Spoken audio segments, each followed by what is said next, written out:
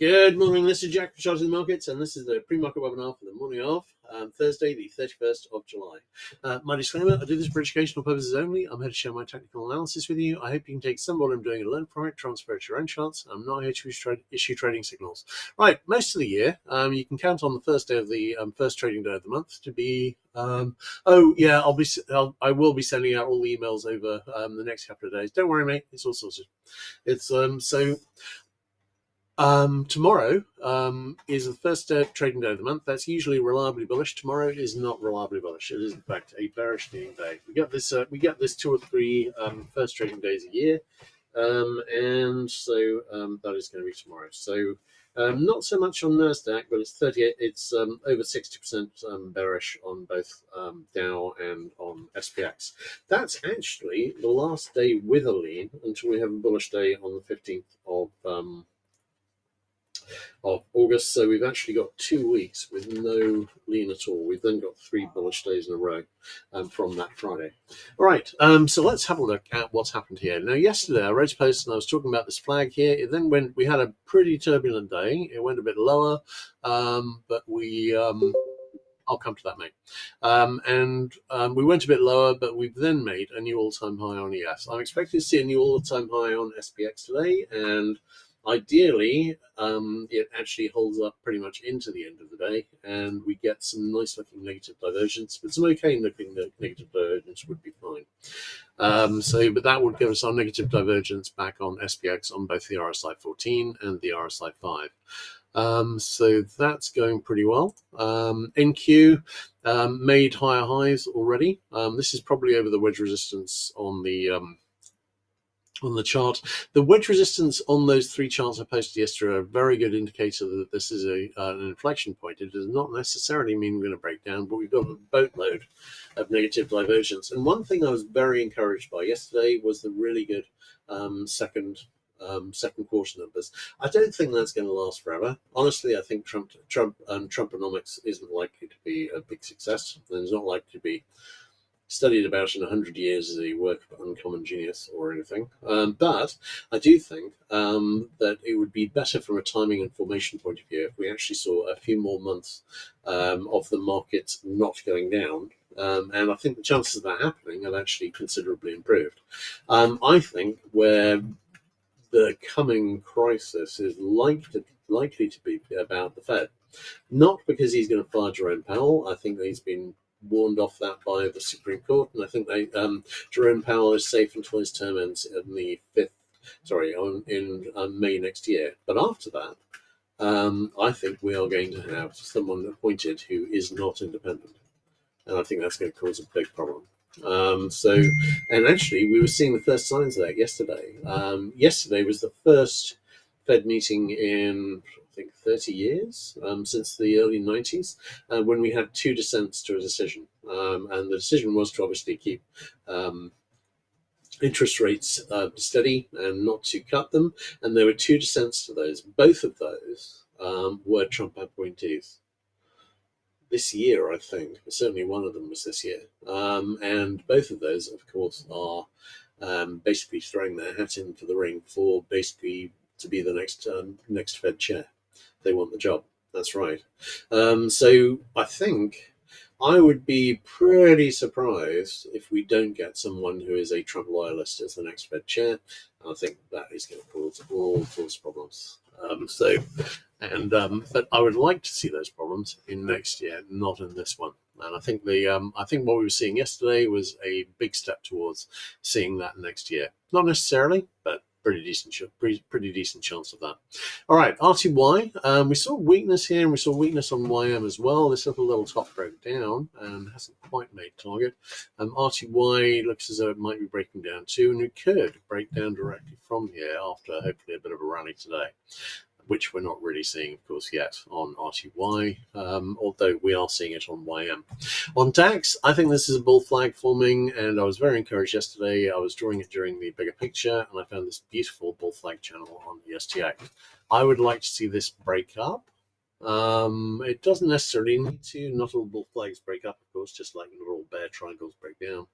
But I think decent odds this is going to break up, and we could see that next week.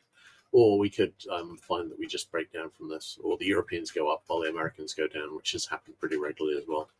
All right, let's have a look at the bigger picture charts.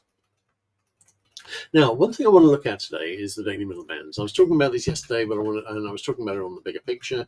That obviously, looking at Dire, we saw a close below the daily middle band yesterday, and that was at 444.76 against 445. Now, that's only a very marginal break. If you actually compared that to SPX and made the figures equivalent, that would have been a break. That would have been a breakdown of maybe 3.5, 4 points below the daily middle band, and that, in effect, in my view, is a close on it. It's not a clear break. But it was significant. We've had a couple of little breaks below the daily middle band before, but basically the daily middle band has been support on all of these since the April low, and there have been no really significant breaks of any of the daily middle bands on SPX, on the Qs, on Dire, and or on IWM. We have had minor breaks. We've had Pinocchios, particularly on IWM. IWM, we had a big open below, but it recovered over by the end of the day. This was a big Pinocchio below, but it recovered by the end of the day. This was a big Pinocchio below, but it was recovered by the end of the day. Pinocchio. But yesterday we actually did see a clear break below, because actually here on 221.56, that was a full point below and plus below the level. Now, if you were looking at the equivalent on SPX, you'd actually be looking at a break of about 25 points below. That was a significant break below, and that is the first significant break that actually held into the end of the day since it broke back over in April. I think that's probably the beginning of this retracement, and really, looking at IWM, it looks as though it's topped out already. I'm not really expecting to see any more. In terms of Dire, I'd love to see it go up a little higher, but the fact is, if the rally's not ending here and we're just going to be seeing a retracement, well, we can come and do the new all-time high on Dow later. So we will have time. So, and the same really goes for the retest of the high on DAX and on Nikkei. So I think this is likely topping out. We've got actually on the weekly charts, we won't know till tomorrow, but we've got a pretty good chance of getting an RSI 5 sell signal fixing tomorrow. On Dire, we've already got an RSI 14 sell signal brewing. That's pretty close to making target. I'm thinking that's probably going to be fixing early next week, but we will see. On ES, we've now got, as long as we can hold it into the end of the day, because the problem is if you see a retest of the all-time high, but then you're lower by the end of the day, then you don't actually get a second high. And you don't, while you get divergence, it's not really a obviously visible divergence. So I'd like to see this relatively hold up into the end of the day, and then ideally go down tomorrow or early next week. So we will see how that develops. In terms of the rising wedges, the only one that was holding yesterday morning was on Dire, and that's broken. So that is the last one to break down. We're forming the inflection point here, and the real sign that that's getting going seriously is going to be when we start seeing breaks of the daily middle band on SPX and the Qs, because those have been leading. So at the moment, we're seeing obviously we've seen a break below on IWM, we've seen a flirtation with a break below on Dire, but it's these two really that I'll be watching, and a significant break of that holds into the end of the day of the daily middle bands on both will be a real sign of weakness here that we haven't seen since the break back over in April. All right, let's have a quick look at the DAX and Nikkei. Bear with me a moment. Right. Okay, on DAX, we've got, hang on, wait a second, just update that. Yeah, DAX, obviously we're forming what looks like a flag, and there's an obvious target to retest the high, which we may or may not see depending on what happens on SPX and the Qs. And Nikkei hasn't quite retested the high yet, and has been pulling back a bit. Might be heading for a test of the daily middle band. But actually, if we see a retracement here, and we're likely to see higher afterwards, i.e. it's just going to be a retracement, then obviously it can do the retest of 42.4 at leisure. So we will see how that goes. Okay, looking at DX. DX, we had this lovely double top. It broke down and it failed comprehensively. I think this is an IHS which is broken up with a target at a retest of this high here. I'll show you that on the chart here. But we actually had a whole load, and it did look, although we had all the divergence pointing in the right direction, we had a buy signal on the euro. It's gone down quite a lot. That's just about survived. GBP, that's just about survived as well. But again, we've gone down a lot since that fix. Australian dollar and NZ, we're getting positive divergence and buy signals again now, but the original ones that I was looking at a couple of days ago both failed. USD JPY has gone higher and is continuing higher, and I'd expect to continue higher. USD CAD, which was a really nice bearish triangle, broke up instead.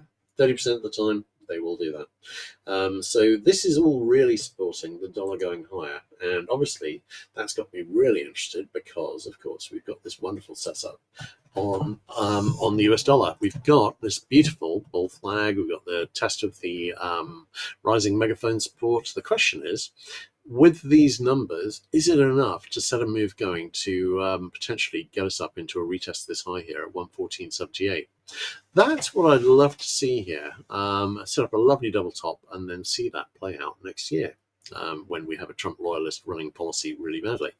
I think that's got a shot. Don't know whether it's going to make it. There are a number of reasons to think it might not make it, but I like it. So we will see. We have an RSI 5 buy signal, which is fixed on the dollar on the weekly. That's getting into the possible near miss target area. If we close here, then it will reach it. And we've got a possible weak RSI 14 buy signal brewing as well, which is probably going to fix at the end of the week. Looking at the euro, we've got the mirror image of what's happening here. Big bear flag, only really starting the process of coming back and retesting this low. GBP-USD, we have a big bear flag as well. Hang on, and that's it. So this is quite a strong setup. See the US dollar go up and retest that high. I have my doubts, but it is a nice strong setup, and I do always respect a nice strong setup. So until it fails, I'll be thinking it may well make target. Now, looking at bonds, we had a whole load of these head and shoulders. We had a mirror image on the in the IHS on TNX. We had head and shoulders breaking down on ZN. We had one breaking down on TL and TLT. These have now all failed. The obvious target is to go back up and retest these highs, and that's what I would expect to see next. Looking at CL. CL, I'm keeping an open mind here, and these are really moving at slightly oddly differing paces, but we could be heading back up into a retest this high. And looking at RBOB, gasoline, this kind of looks like the obvious next move. Heating oil has been much, much more subdued, although initially it was stronger. So I'm wondering about that, but I'm keeping an open mind. I do have a potentially very strong setup, and I just mentioned this on the bigger picture yesterday, and I'm going to, I'll just pull up the charts for that today, so bear with me. I was just talking about this as a possibility. I'm not saying this is going to happen. I think we might need another war in the Middle East for it to happen, frankly. But I was just saying that we've got a potential. We had this big falling wedge, it's broken up, and the thing is, could we be forming a bottoming pattern? And we do have potentially an inverted head and shoulders here. This would be the neckline, this would be the left shoulder, low at 65.27, this would be the right shoulder, low at 64, and a sustained breakup over about the 78 area would have a target up in the 102 area. Does that look likely to happen?